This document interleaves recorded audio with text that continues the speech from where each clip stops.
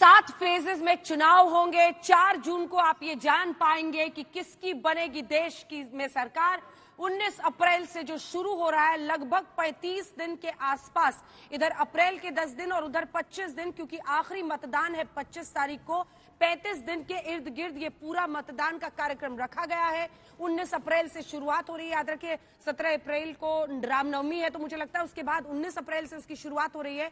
26 को जब आप देख रहे हैं 7 दिन के बाद सेकेंड फेज की वोटिंग होगी और उसके बाद फिर पुनः लगभग 11 दिन के बाद 7 मई के महीने में हम पहुंच जाते हैं, जहां 94 सीटों पर सबसे पहले फेज में सबसे ज्यादा 102 सीटों पर 19 अप्रैल को वोटिंग होगी। उसके बाद 89 यानी 89 सीटों पर 26 अप्रैल को वोटिंग होगी।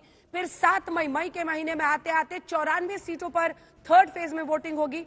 फिर 96 सीटों पर 13 मई को वोटिंग होगी। लगभग समझ लीजिए 6 दिन का फासला है। 13 मई को उसके बाद होगी। वहां से 7 दिन का फासला है। 20 मई को 49 सीटों पर 49 सीट्स पर वोटिंग होगी। फिर 5 दिन के गैप पर 25 मई को 57 सीटों पर वोटिंग होगी।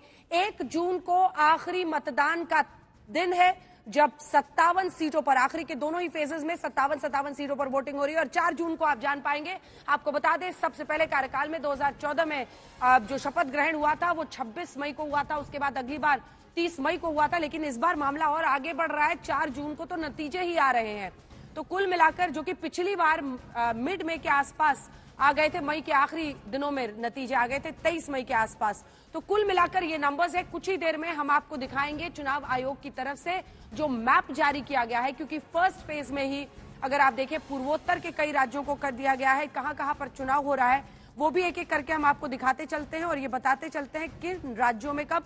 तो अब वो वक्त है जब आपको कलम और कागज निकाल लेना है, ये जानने के लिए कि कहां पर आपको वोटिंग करनी है और कितने जगहों पर कब कौन से फेज में वोटिंग होगी। आपको बता दें, फेज 1 में जिन राज्यों में वोटिंग होने वाली है उसमें जो इलेक्शन कमीशन की तरफ से मैप दिखाया गया है उसमें तमिलनाडु दिख रहा है। तमिलनाडु में वोट होगी। कुछ जगहों पर आप देखेंगे उस वक्त राजस्थान के भी कुछ हिस्सों में वोटिंग हो रही है। उसके बाद उत्तर प्रदेश, उत्तराखंड के कुछ हिस्सों में हो रही है।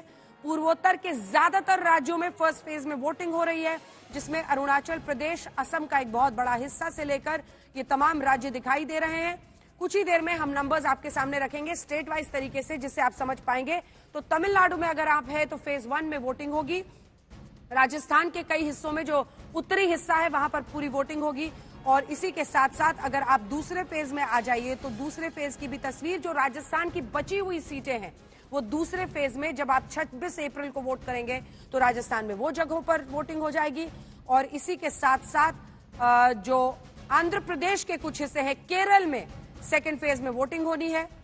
इसी के साथ साथ अभी मैप का कुछ हिस्सा आप देखेंगे धीरे धीरे करके आपकी स्क्रीन पर आना शुरू होगा, जिसमें पूर्वोत्तर के जो बचे हुए हिस्से हैं उसमें भी सेकेंड फेज में वोटिंग हो जाएगी। तो फर्स्ट और सेकेंड फेज का आपने देख लिया। अब तीसरे फेज में जब आप आते हैं तो चाहे वो गुजरात हो, महाराष्ट्र हो, आंध्र प्रदेश के बचे हुए हिस्से हो, मध्य प्रदेश का एक पूरा हिस्सा जो आगे का है ग्वालियर वगैरह का, वो सब कवर हो रहा है। यूपी के कुछ हिस्से हैं, इन तमाम जगहों पर वोटिंग हो जाएगी। आइए आपको सीधे लिए चलते हैं। मौसमी हमारी सहयोगी इसी खबर पर हमारे साथ जुड़ रही हैं।